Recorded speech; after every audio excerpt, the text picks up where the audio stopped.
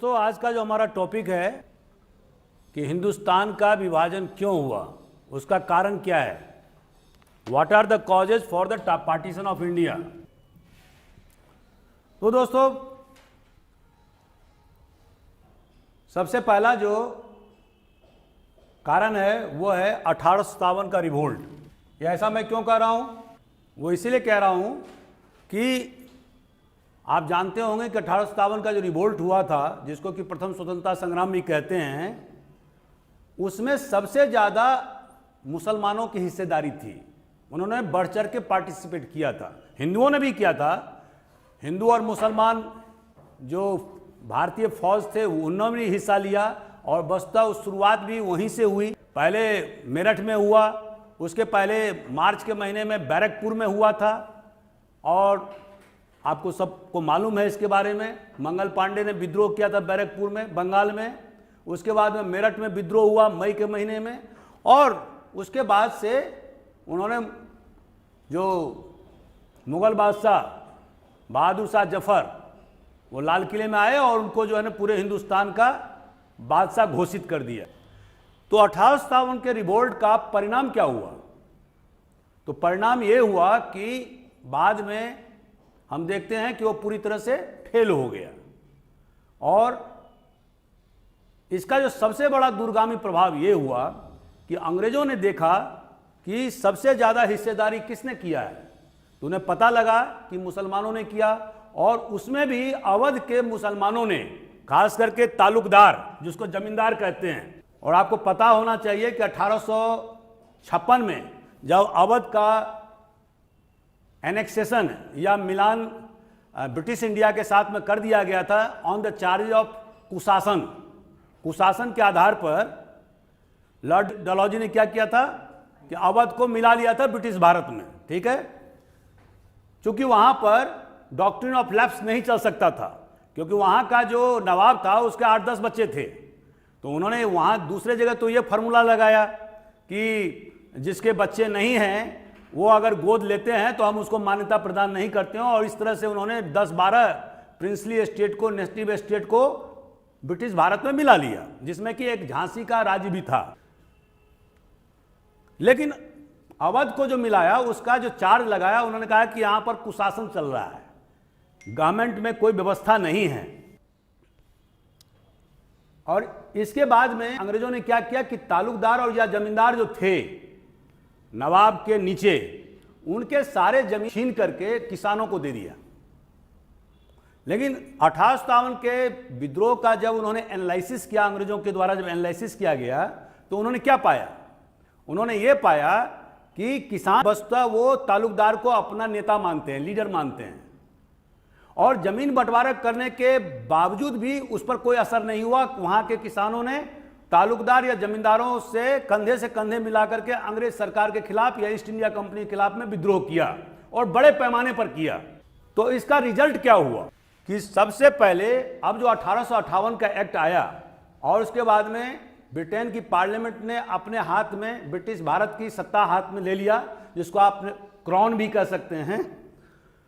तो उन्होंने मुसलमानों को दबाना शुरू किया। उन्होंने पॉलिसी ऑफ डिस्क्रिमिनेशन, भेदभाव की नीति अख्तियार किया। और यह भेदभाव की नीति क्या था कि चूंकि मुसलमान 1857 के लड़ाई में बढ़ चढ़ करके भाग लिया था अंग्रेजों के खिलाफ में, तो इसलिए इनको दबाव। और इसके कारण से उन्होंने बहुत सारे जो तालुकदार थे, जमींदार थे, मुसलमान या नवाब, उनके सारे जमीन उन्होंने हड़प लिए। उन्होंने अब डिवाइड एंड रूल का पॉलिसी अपनाया। डिवाइड एंड रूल का पॉलिसी क्या, ये बाद में आया। सबसे पहले करीब 15-20 साल तक, 25 साल तक अंग्रेजों ने मुसलमानों को दबाना शुरू किया और सरकारी नौकरियों में या अन्य सुविधाओं में हिंदुओं को बढ़ाना शुरू किया। तो इसका रिजल्ट क्या आया? इसका रिजल्ट यह आया कि मुसलमान पिछड़ते गए, बैकवर्ड होते गए। वो ट्रेड में भी बैकवर्ड हो गए, जमीन उनकी छीनी गई, गवर्नमेंट ऑफिसेज में भी उनका जो योगदान था बहुत कम होते गया। और जो अंग्रेजी शिक्षा दीक्षा है, कुछ उनकी भी अपनी कमियां थी, क्योंकि वो जिस तरह से हिंदुओं ने अंग्रेजी शिक्षा में पढ़ने लिखने का जो उन्होंने जो रुझान शुरू किया था, उस तरह से मुसलमानों में नहीं हुआ। तो इसका वो मदरसा और पुराने पद्धति से पढ़ते लिखते रहे और अंग्रेजी हुकूमत में ऐसे पढ़ने लिखने वालों को नौकरी नहीं दी जाती थी। तो क्लियर ये हो गया कि मुसलमान धीरे धीरे पिछड़ गए। और इसी कारण से सर सैयद अहमद खान, ये पहले ब्रिटिश राज में ये डिस्ट्रिक्ट जज हुआ करते थे। रिटायरमेंट के बाद में इन्होंने अलीगढ़ यूनिवर्सिटी शुरू की और अंग्रेजी शिक्षा या आधुनिक शिक्षा पर इन्होंने जोर दिया कि मुसलमानों को भी कंधे से कंधे मिला के काम करना चाहिए। यहां तक तो ठीक है, लेकिन जब कांग्रेस का निर्माण 1885 में हुआ तो उन्होंने कहा सर सैयद अहमद खान की, जो ये हिंदुओं की पार्टी है और इसमें अधिकांश लोग हिंदू हैं, इसीलिए मुसलमान उसमें नहीं जाएं। हालांकि बहुत सारे मुसलमान गए। मैं जो कांग्रेस का अध्यक्ष बना उसका नाम क्या था? Badruddin Tayab ji. He was the first Muslim to head the Congress party 1887 में। बदरुद्दीन तायब जी पहला तो अध्यक्ष आपको पता है कि उमेश चंद्र बनर्जी हुए थे। और तीसरा जो अध्यक्ष, क्योंकि कांग्रेस का हर साल अधिवेशन होता था और उसमें नया अध्यक्ष चुना जाता था, तो उसमें जो तीसरा जो कांग्रेस का प्रेसिडेंट हुआ था और वो पहला मुस्लिम था, उसका नाम था बदरुद्दीन तायब जी। तो कहने का अर्थ है कि सर सैयद अहमद खान के अपील के बावजूद भी मुसलमान नहीं रुके और मुसलमानों ने भी बढ़ चढ़ करके कांग्रेस के अधिवेशन में, उसके कार्यक्रम में भाग लेते रहे। दूसरा कारण क्या था? डिवाइड एंड रूल, बांटो और राज करो। इसका मतलब क्या होता है? लगभग 1900 ईस्वी तक अंग्रेज सरकार ने हिंदुओं को प्रोत्साहन दिया, मुसलमानों को दबाते रहे। लेकिन जब उन्होंने देखा कि हिंदू बहुत आगे बढ़ गए हैं और वो विभिन्न प्रकार के डिमांड करने लगे हैं, अब उनका जो एजेंडा है वो केवल प्रेयर पिटीशन इतना ही तक सीमित नहीं है, जो कि मॉडरेट कांग्रेस का होता था, और बाल गंगाधर तिलक का उदय हो चुका है, जो सरकारी व्यवस्था में अधिक से अधिक भारतीय की हिस्सेदारी चाह रहा था, विभिन्न प्रकार के आर्थिक और अन्य सुविधाओं की मांग कर रहा था। सन 1900 के बाद से अंग्रेजों ने मुसलमानों को प्रोत्साहित देना शुरू किया और इसीलिए उन्होंने ढाका के नवाब को प्रोपअप किया, उनको समर्थन दिया कि आप भी जो है ना इस प्रकार की, जिस तरह से कांग्रेस है उसी तरह से मुसलमानों के हित की रक्षा के वास्ते एक पार्टी बनाइए। पूरा जो है ना अंग्रेज की चाल थी ताकि कांग्रेस को कॉन्ट्रैक्ट किया जा सके। और इसीलिए 1906 में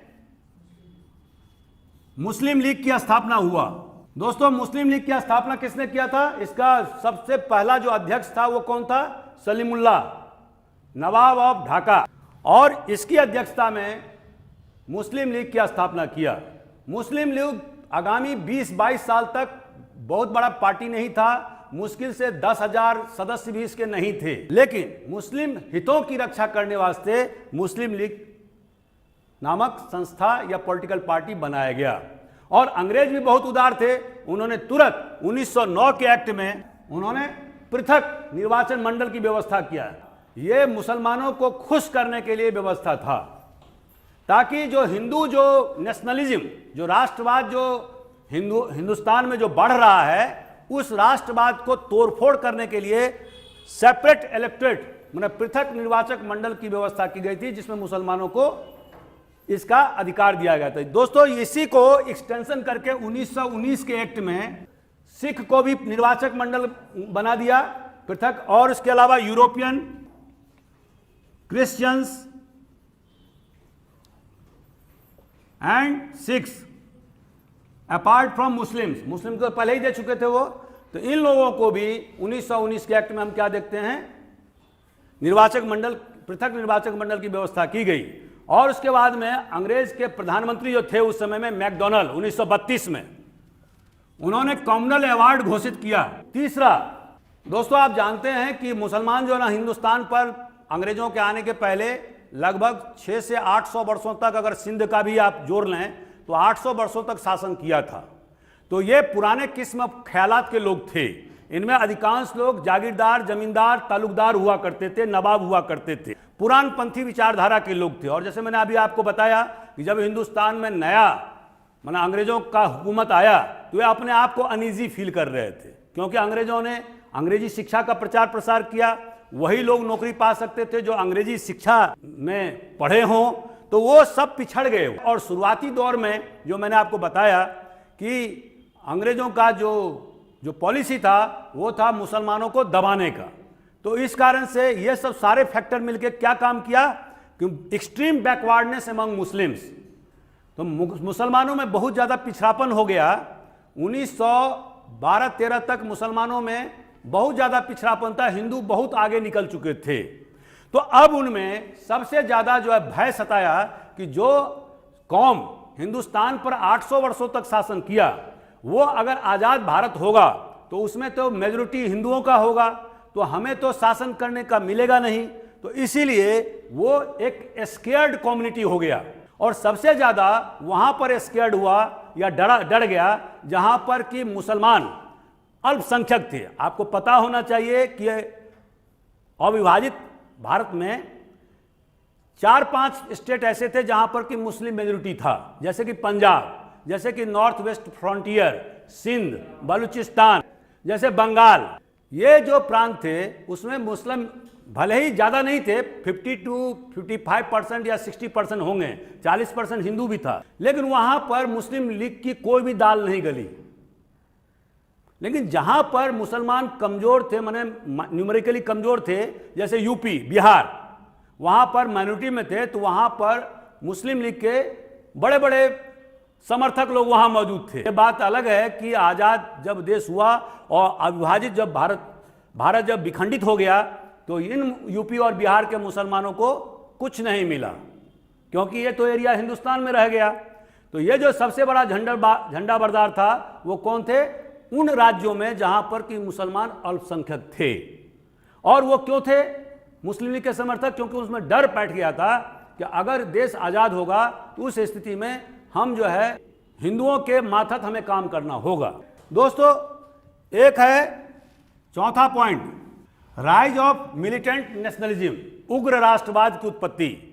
अब आप देखेंगे कि जब कांग्रेस का जो सेकंड फेज जो शुरू होता है, पहला फेज तो 1885 से लेकर 1905 का है, और सेकंड फेज क्या है 1905 से लेकर के 1920 तक।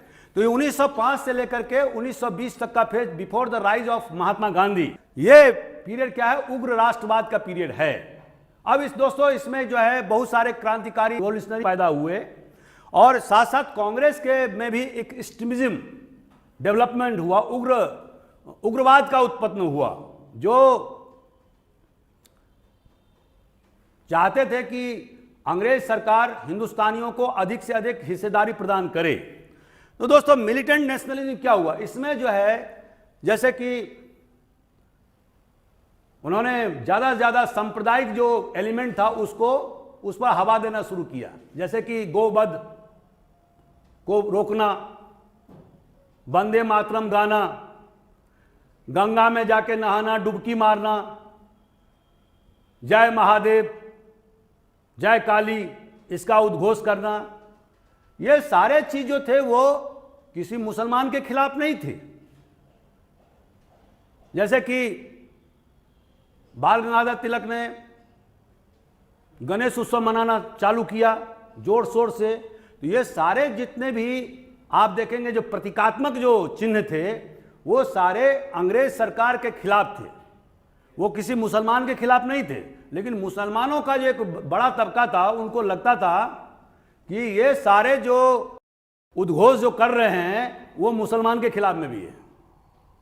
तो इससे क्या हुआ कि मुसलमान धीरे धीरे छिटकते गए और वो कांग्रेस से अलग दूरी बनाने लगे कि नहीं, ये जो है वो हिंदुओं की पार्टी है। बस्तः कांग्रेस सभी की पार्टी थी, किसी हिंदू, मुसलमान, क्रिश्चियन, सिख सबकी पार्टी थी।